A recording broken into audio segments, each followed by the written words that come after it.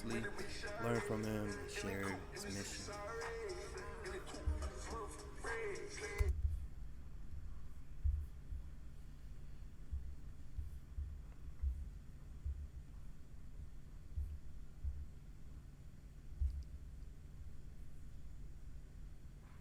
Mic check, mic check.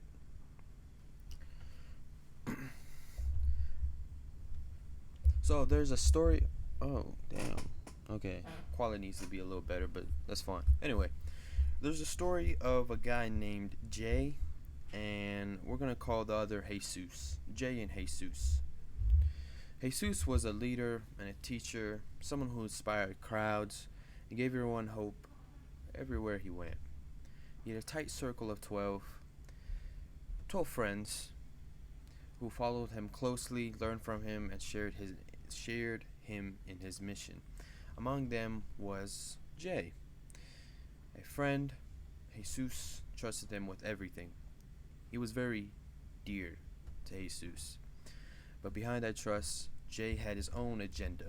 All right, for a small bag of silver, he struck a deal with Jesus's enemies. One night, when was with his friends, Jay arrived with men who came to arrest him. And to make sure they knew who Jesus was, Jay walked up right to him and greeted him with a kiss, a symbol of closeness turned into the ultimate act of betrayal. In that single moment, Jesus wasn't just betrayed by strangers, but someone inside his circle, someone he loved very dearly. All right, someone who he thought would never do anything bad to him, someone he trusted with his life.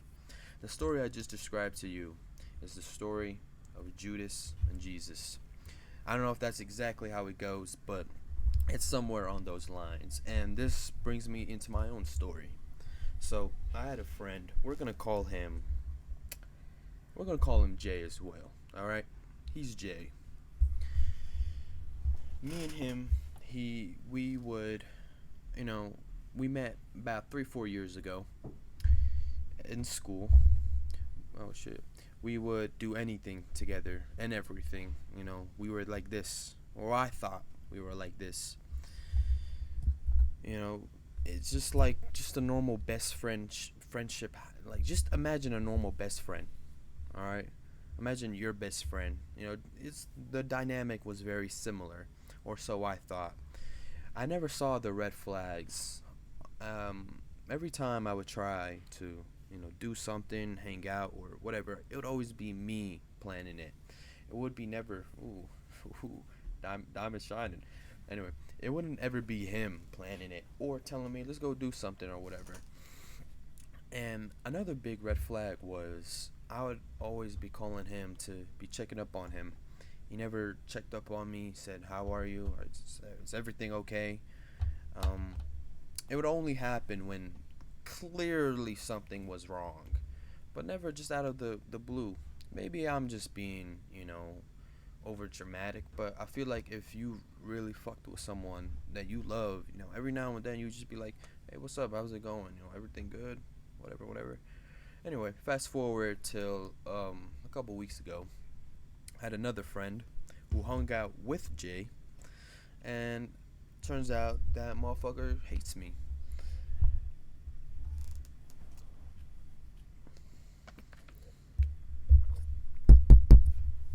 And I kind of saw it coming because for the past little while, nothing, zero communication. Hasn't said hi, and when I did see him in person for the first time in a little bit, um, he looked at me, looked away, just back on his phone, and from that moment I knew, yeah, I guess this motherfucker just doesn't like me. And there's nothing wrong with that. Some people grow. Maybe he just saw that I was like, maybe I wasn't worth his time. And that's what I assumed. Maybe he just wanted to outgrow me. Maybe he just wanted to have new friends. I mean, shit like that happens sometimes. Well, what actually happened was he got caught with a. How do I say this? He got caught with. you got caught with drugs. All right, we'll say that you got caught with some serious drugs. It's not serious. You got caught with some drugs. And from my understanding, he put the blame on me in a way, saying I'm a bad person, I'm this, I'm that, when in fact I never actually, put him on. Another friend actually put him on, and obviously I was doing stuff like this. I was doing drugs, I was doing weed and all that, and I actually even said, yo, we can do it sometimes, and we did it a couple times, and then I could clearly tell the motherfucker wanted to do more. I was like, you know what, don't do that. All right, I advise him to actually stay away, and if you wanted to do it very sparingly, every now and then. All right, from someone else's, stash. Not don't get your own stash. But he got his own stash, and he got caught with it, and I guess put the blame on me. And then he said I'm a bad person, I'm a narcissist, I'm this, I'm that. Motherfucker, I know. I told him all this stuff. I've told him all the stuff that's wrong with me. And I guess in a way, he didn't want to take the responsibility of knowing that he fucked up so badly, because it was a bad time. He fucked up so badly. He couldn't take the responsibility on his own, so he had to look out for someone else to put the blame on. All right. He is. I won't. He's not my. He didn't betray me in any way, but he low key just said fuck you. I don't want to talk to you. And the worst part of it was he actually never came up to me man to man and spoke about everything that he thought was wrong with me. He just pussied out. He didn't have the balls to come up and say, hey man, this I don't like when you do this. I don't like this. I don't know. Maybe we should stop being friends. And if he told me that, said that to me, just came up and told me how he was really feeling, I wouldn't be making this video. I wouldn't cared. I would have actually totally understood him and said, you know what, I understand.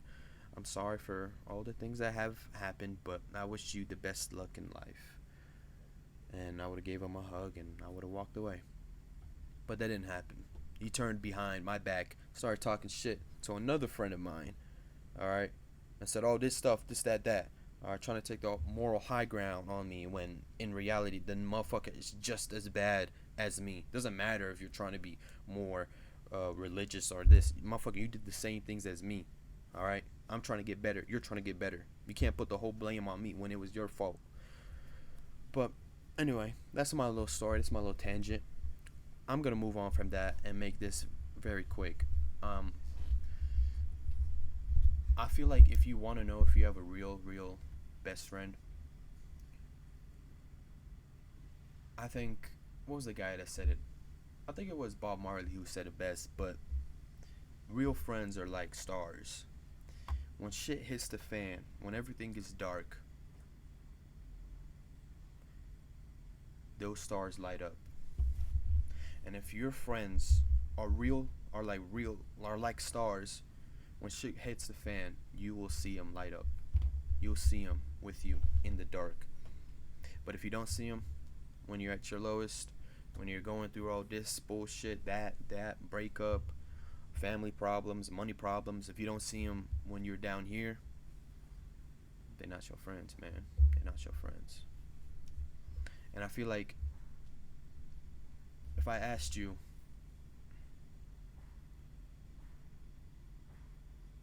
which one of your friends is like one of those stars, and if you can't immediately just pinpoint someone, more likely than not, the friends you have right now aren't like those stars that I was just talking about. And I mean, you probably might have a star in your friend group, but maybe it's not the friends you actually think are. So always keep that in mind. Friends could really, really fuck you up, or really turns you into something.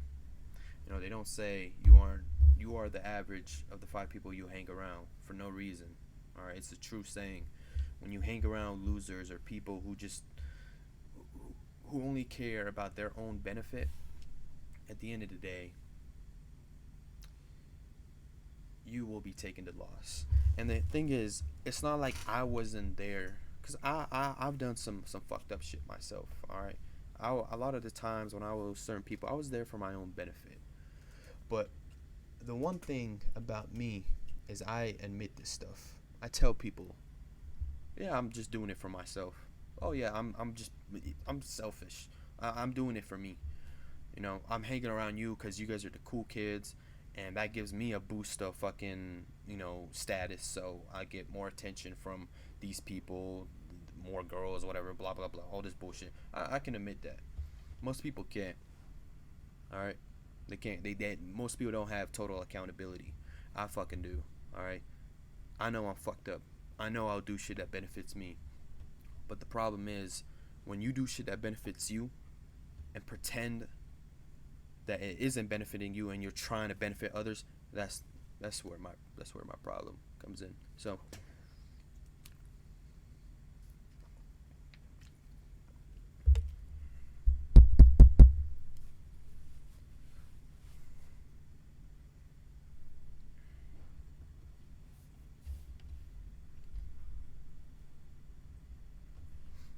and if you want to have a good group of friends, a really tight knit group of friends, it's best to have no more than 3, 4 friends. All right, especially nowadays, because a lot of people out there are here to fuck you over, and you just don't want that. You just don't want to waste your time thinking that there's a fucking mole in your circle. Just having that thought, fuck, that someone in my circle is a mole, can just drain you. It's okay to be alone sometimes.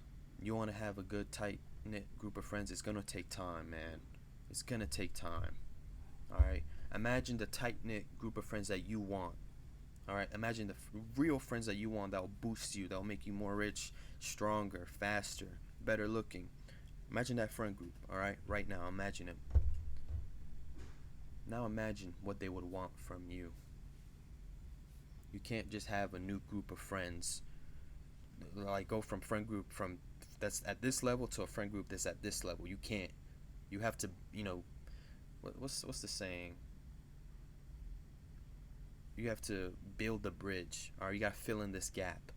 All right, and this gap is gonna be lonely, but this part, so much worth it. So if you don't have many friends, or maybe you have many friends but not like barely any close friends that you truly could get along with, or share your deepest darkest secrets, it's okay. It's okay. All right, seriously, it's okay, because being alone could teach you more things than being with 100 people. It really can. Because when you're with 100 people, you got 100 influences on you. All right, and 100 influences guarantee you at least 10 influences are just gonna put you down here, and maybe 10 will put you up here, but the 90, it fluctuates between good and bad. But when it's just you, you only have your own influence. Your own influence can put you down here or up here. So, yeah, make good friends.